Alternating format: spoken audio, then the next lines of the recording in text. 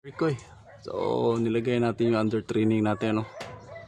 Yan, same spot pa rin yung kahoy na sa tawid ng bahay. Yan, may nahuli isa. Kunin natin at saka pakawalan natin. Catch and release tayo. Yan, so ito under training ko rin. Yan.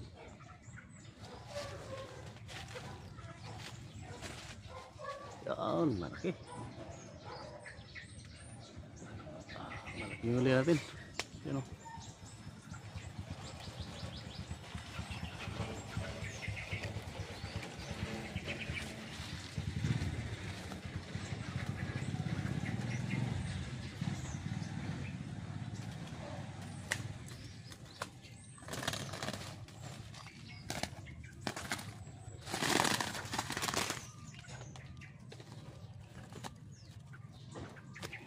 Ayan.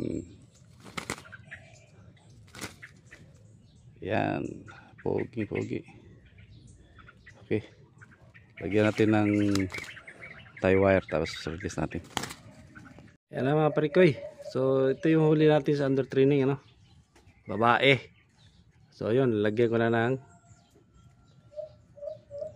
may may tie wire na. Yan. So release natin kasi marami na tayong alaga.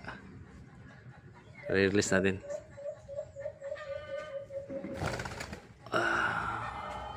Okay, dok.